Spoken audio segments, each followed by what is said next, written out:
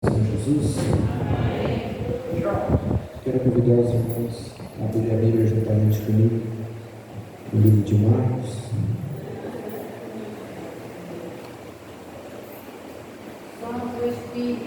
Marcos, capítulo de número 5, a partir do versículo de número 25.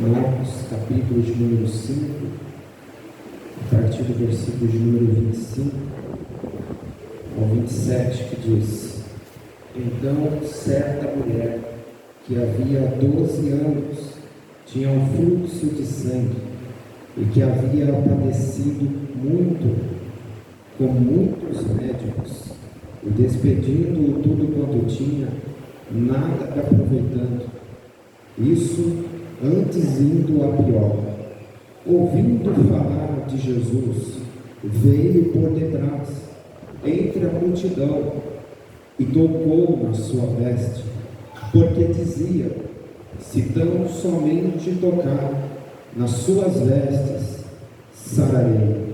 Amém? Os irmãos podem descer. A única coisa que eu peço para os irmãos, aqueles que puderem manter a sua Bíblia aberta, para a exposição da palavra de Deus. Nós estamos diante de um texto muito conhecido dentre nós. Quando nós falamos da passagem da mulher do fluxo de sangue, nós estamos falando de um texto que ele é muito comentado entre nós. Muitas canções, muitos louvores são inspirados e baseados nesta história. E esta história desta mulher, ela é marcada pelo menos por duas grandes características. Primeiro, a sua enfermidade, e segundo, a sua cura. Esses são os dois detalhes que marcam a história desta mulher. Só que antes de nós entrar direto no texto, precisamos entender o contexto histórico em que esse texto está inserido. Estamos falando de uma mulher que ela sofria de uma enfermidade, de um fluxo de sangue. E o que é o fluxo de sangue? É que o seu período menstrual não se encerrava. Desde o primeiro dia que ela entrou em seu ciclo menstrual, o sangue não parava de descer. Alguns historiadores afirmam que o seu sangue estancava por um tempo e depois voltava a sangrar novamente. Mas de ambos os lados nós entendemos que essa mulher, ela sofria assim de uma grande enfermidade. E como acontecia? Quando a mulher entrava em seu primeiro ciclo menstrual, isso era entre os seus 10 a 12 anos de idade, ela precisaria ser expulsa da cidade, porque lá em Levítico havia uma lei que quando a mulher ela estava dentro desse período, ela era considerada imunda. Tudo que ela tocava, onde ela sentava, se alguém tocasse ou se alguém também sentasse, iria ser também considerado imundo ou imunda. Então, por prevenção, ela era afastada da cidade para um lugar reservado, na onde ela iria receber os devidos tratamentos. E quando a menina então ela entrava em seu primeiro ciclo menstrual, ela era então conduzida pelo seu pai até a saída da cidade com suas roupas, porque ela passaria um tempo fora. E enquanto ela estava saindo da cidade, o pai gritava atrás da menina dizendo: imunda, imunda. Talvez para nós pareça ser um insulto, mas na época era um anúncio que o pai estava fazendo a respeito de sua filha, que ela estava pronta para se casar, que ela já estava pronta para entrar no processo do casamento. Então essa mulher ela era afastada com os seus 12 anos de idade, ciclo menstrual se encerrar, e então ela voltaria para casa. O tempo passa e os pais dessa menina vão até o local para levar a sua filha embora. Só que quando os pais dessa menina chegam no lugar, a notícia que os pais recebem é: o ciclo menstrual de sua filha ainda não se encerrou. Então eles esperam mais uma semana, eles voltam novamente e a mesma notícia os pais recebem: o ciclo menstrual de sua filha ainda não se encerrou. O tempo passa, 1 mês, 2 meses, 1 ano passa e a mesma notícia percorre para os pais: o ciclo menstrual de sua filha ainda não encerrou. Entra mês, entra ano, sai ano, são exatamente há 12 anos e é a mesma notícia todo dia, é o mesmo cenário todo dia, é a mesma coisa, nada mudou. Parece que ela está andando em uma roda que nada muda, e esse é o cenário de muitos. Muitos parecem estar em uma roda, onde entra ano, entra mês, sai mês, mas continua no mesmo estado, continua na mesma situação, continua no mesmo quadro de sua vida e parece que nada muda. Então esse é o contexto que essa mulher está inserida. Só que quando nós olhamos para a vida dessa mulher, ela não tinha apenas uma enfermidade. Essa mulher, conhecida como a mulher do fluxo de sangue, ela tinha pelo menos ainda mais 2 enfermidades que nós vamos descobrir nessa noite. Então eu falei que quando entrava em seu ciclo menstrual, era separado. Isso no seu máximo 12 anos de idade. E há quanto tempo essa mulher estava nessa enfermidade? 12 anos. 12 mais 12, 24. Então essa mulher, ela tem mais ou menos 24 anos de idade. Ou seja, estamos falando de uma jovem. E qual é o sonho de qualquer jovem? Se casar. Só que aí que está o problema. Um sonho tão comum para a maioria, para esta mulher, era impossível. Algo que era tão comum para todas as jovens, se casar. Quando essa mulher, ela olha para a realidade dela, ela vê que é uma impossibilidade.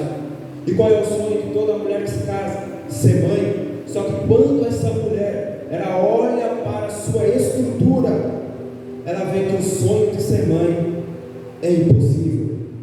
Já está há 12 anos que ela está afastada em um quarto, fechado, trancado. Você vê seus pais, você vê seus parentes, você vê seus amigos. E quando nós olhamos para dentro desse contexto, nós conseguimos entender qual é a segunda enfermidade que essa mulher tinha. Uma enfermidade na alma. Porque sonhos, desejos, pensamentos tão comuns que todos viviam, para esta mulher era impossível.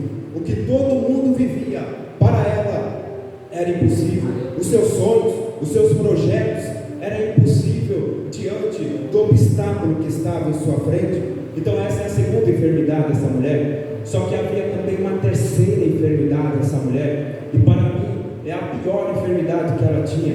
Se ela está há 12 anos trancada em um quarto, se ela está há 12 anos separada de tudo, de todos, sem poder sair daquela casa, daquele quarto, isso significa também que já faz 12 anos que ela não vai para o templo. Já fazem 12 anos que essa mulher não sabe o que é um culto. Já fazem 12 anos que essa mulher não sabe o que é ouvir a voz do seu pastor. Já fazem 12 anos que essa mulher, ela não sabe o que é estar em culto, o que é cantar, o que é louvar a Deus. Então essa mulher, ela tinha também uma enfermidade espiritual. A sua fé também estava doente. Então a enfermidade física acabou afetando a sua alma e também a sua vida espiritual. Então essa mulher, ela tinha 3 enfermidades em sua vida. Só que o mais lindo, quando nós olhamos para o texto, é que essa mulher que havia 3 enfermidades, quando ela ouve falar de Jesus, o versículo 27 diz que, ouvindo falar de Jesus, veio por detrás dele, entre a multidão, e tocou nas suas vestes. O que isso significa? O que eu estou querendo dizer? A mulher que não tinha fé, a mulher que tinha os seus sonhos frustrados, quando ela ouve falar de Jesus, os seus sonhos começam a renascer. A mulher que não tinha mais fé, quando ela ouve falar de Jesus, a sua fé começa a brotar novamente. Esse deve ser talvez o motivo pela qual a sua vida não muda, continua no mesmo quadro, continua no mesmo cenário. É porque você já contou para tantas pessoas os seus problemas, é porque você já correu para tantas pessoas, como esta mulher correu para um médico, correu para outro, correu, gastou tudo que tinha, mas ela não tinha ainda conhecido a Jesus. Mas quando essa mulher ela conheceu a Jesus, a sua história mudou. Quando essa mulher conheceu a Jesus, o quadro da sua história nunca mais foi o mesmo, porque o nosso Jesus ele é o único que tem o poder de virar o quadro da minha história, o quadro da tua história. Eu não sei em que cenário, em que quadro a tua vida se encontra, o teu casamento se encontra, o teu lar se encontra, mas eu quero dizer da parte de Deus, o nosso Deus ele muda o quadro da tua história.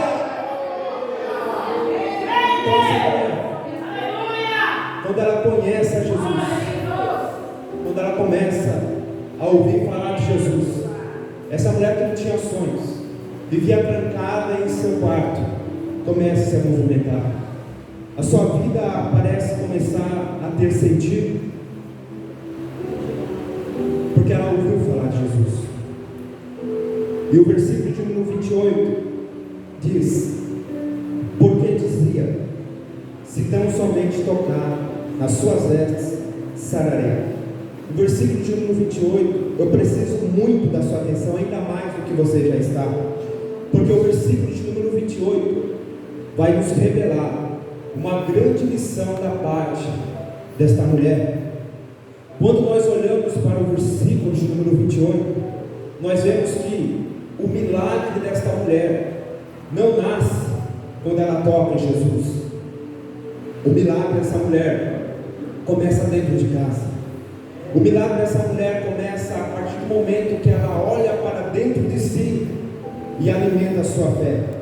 O milagre dessa mulher começa quando ela coloca em seu pensamento: eu vou ir até Jesus e vou ser curado. É por isso que quando ela toca em Jesus, Jesus ele para e diz: quem é que me tocou? Um dos discípulos responde: mestre, a multidão te aperta e o Senhor ainda pergunta quem é que te tocou. É porque Jesus ele estava querendo dizer: muitos estão me tocando aqui na multidão, só que tem alguém que em meio a muitos me tocou diferente. E por que me tocou diferente? É porque a maneira que saiu de casa foi diferente. O que resultou o milagre dessa mulher é a forma que ela saiu de sua casa. O que fez a diferença no milagre desta mulher é a forma como ela saiu de casa e foi até o encontro de Jesus. Porque muitos até vêm ao culto, muitos até conseguem tocar em Jesus no culto, adora, glorifica, vem para o culto, mas só que o modo que vem de casa é o que determina. É por isso que em meio a um ambiente espiritual, é por isso que em meio a um ambiente de culto como esse, alguns recebem a bênção, mas outros já não recebem. É por isso que um culto fervoroso, alguns sentem Deus, outros não sentem, porque o que determina se eu vou sentir Deus ou não no culto é a forma que eu saio de casa. O que determina se Deus vai receber o meu culto ou não é a forma que eu saio de casa. É só nós olharmos para a oferta de Caim e Abel. Qual é a diferença da oferta de um para o outro? Nenhuma. Os dois ofereceram algo bom para Deus, o primeiro que eles tinham dentro do seu trabalho. Só que o que diferenciou é como eles ofertaram diante de Deus, porque o texto é bem claro lá em Gênesis capítulo 4, que Deus, antes de olhar para a oferta, Deus ele olha para o ofertante. Então antes de Deus ele olhar para como eu estou no culto, ele já me vê como que eu estou vindo lá de casa do culto. E é por isso que muitos no ambiente espiritual entra de um jeito e sai do outro, entra frio e sai congelado no culto. É porque já saiu de casa murmurando, já saiu de casa reclamando, já saiu de casa sem fé, sem expectativa para o culto. Só que eu estou falando de um jeito aqui que já saiu de casa adorando, Tem gente que entrou aqui que já saiu de casa dizendo: hoje eu vou para o culto, eu vou entrar de um jeito, mas eu vou sair totalmente diferente, porque eu tenho certeza que quando eu entro com a expectativa do culto, Deus ele atende às expectativas a qual eu venho. Então o que determinou a cura na vida dessa mulher é como ela foi até Jesus, porque o versículo 28 diz que ela dizia em si mesma, dentro de si, ela já foi com a expectativa: eu vou ser curada. Então essa mulher, a qual nós falamos no começo, que não tinha mais os seus sonhos, os projetos impossíveis em sua vida, a partir do momento que ela então coloca dentro de si a fé, ela coloca dentro de si a expectativa: eu vou tocar em Jesus e vou ser curado, os sonhos delas começam a nascer. Os projetos que pareciam agora serem impossíveis na vida dessa mulher, agora parecem serem uma realidade. Os planos que para esta mulher pareciam ser impossíveis, se casar, ser mãe, estar no meio social, que era impossível antes, agora vai se tornar uma realidade, porque o nosso Jesus, ele é um Jesus que ele reaviva sonhos. Ele não só realiza sonhos, ele também reaviva sonhos, porque tem muitos que sonharam um dia, mas hoje perderam os seus sonhos. Tem muitos que tinham grandes projetos em suas vidas, tinham grandes expectativas em suas vidas, a chamada ardia no coração, cantava, pregava, liderava com amor, pregava com amor, cantava com amor, mas com o tempo isso foi se esfriando. Com o tempo, o sonho que ardia no coração foi se acabando, porque você olha tanto para os obstáculos que te prende de sonhar, que você se esfriou como essa mulher. Só que a partir do momento que ela vai ao encontro de Jesus, o sonho que parecia ser impossível começou a se tornar realidade, porque o nosso Jesus, ele é um Deus que ele reaviva sonhos.